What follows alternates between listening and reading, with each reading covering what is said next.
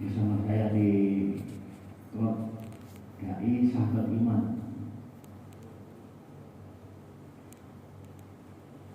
Kita teruskan, temanya adalah spirituality in life, spiritualitas dalam kehidupan. Hari ini yang sering kita dengar ya, seperti slogan di Tangsel di kota kita, apa slogannya Pak? C more, ya kan? C-nya itu cerdas, more-nya itu modern, apalagi religius. Nah, religius. Nah, ini yang sering kita dengar, religiusitas. Mal farqu baina spiritualitas wa religiusitas. Apa perbedaan antara spiritualitas dan religiusitas? Apa bedanya? Kalau cara definisi banyak sekali, kalau kita lihat di Google ya, kita Google itu banyak. Apa itu religiusitas, apa itu spiritualitas. Tetapi yang paling mudah begini. Kalau saya melihat kalau religius itu hanya sebatas luarnya saja. Ibarat handphone itu hanya casingnya, itu religius itu hanya casingnya saja. Tetapi kalau mesinnya itu spiritualitas itu mesinnya, substansinya. Kalau kita lihat telur, itu cangkangnya itu adalah religiusitas. Nah, dalamnya putih dan kuning telur itu spiritualitas dalamnya. Kadang saya ketawa ketika membaca tulisannya MH Najib, apa judulnya?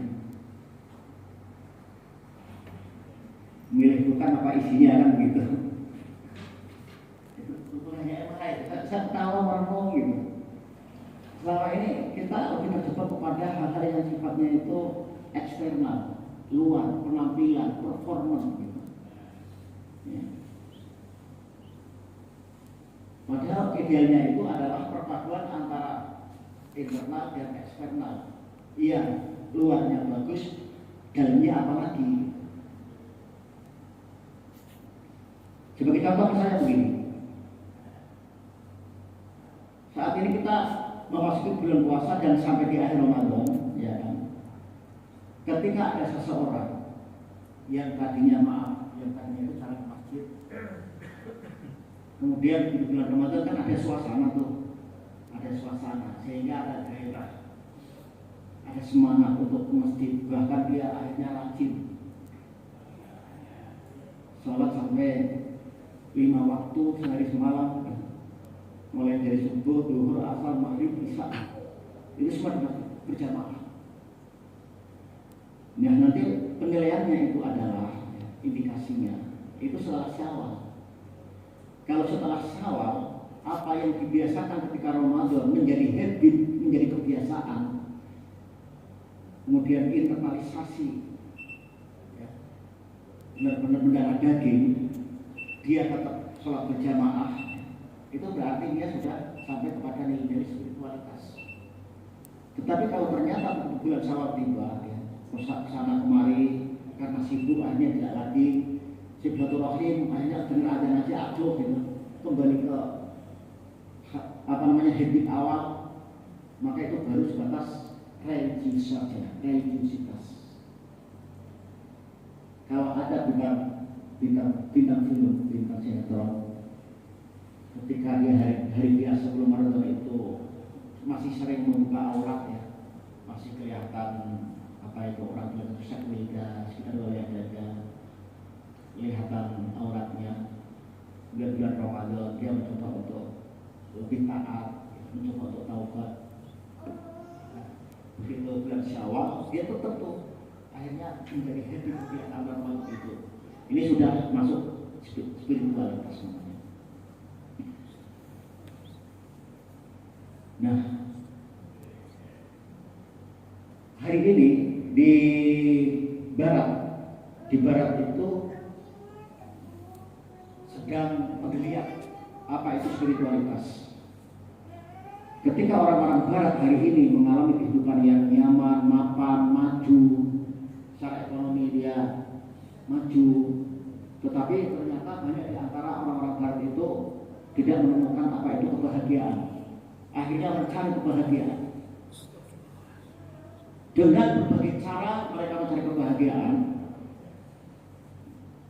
Bahkan hari ini banyak sekali di Barat itu muncul para motivator, trainer,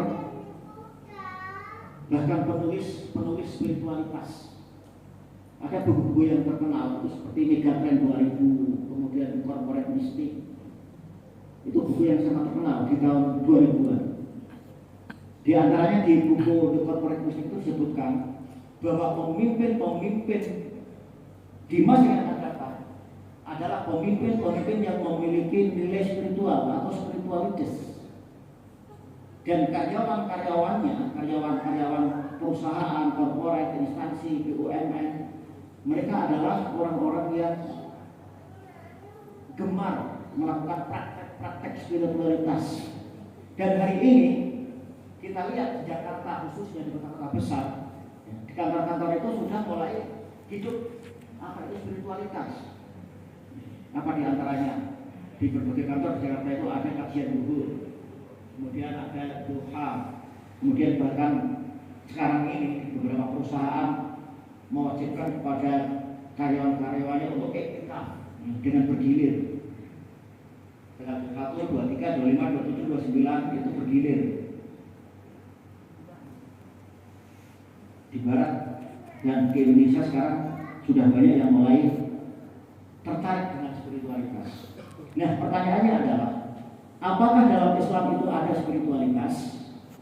Jawabannya di sini saya mengambil satu hadis ya. Di antara berbagai kitab itu ada kitab yang ringan, tipis, populer, terutama di pesantren tradisional, itu kitab Arba'in Nawawi. Di sana disebutkan satu hari, ini bisa lihat di slide-nya ada, satu hari ada seorang laki-laki datang ke majlisnya Rasulullah. Laki-laki ini rambutnya sangat hitam, pakaiannya sangat putih, tetapi tidak nampak bekas-bekas kelelahan. Di Madinah Mekah waktu itu penduduknya itu belum banyak, Pak. Kalau ada orang asing, itu semua sahabat Nabi tahu. Ya, karena kan nggak banyak kan. Satu komplek misalnya, kan saling tahu. Oh, ini ada orang baru. Tapi anehnya orang baru yang datang majlis ini datang tiba-tiba.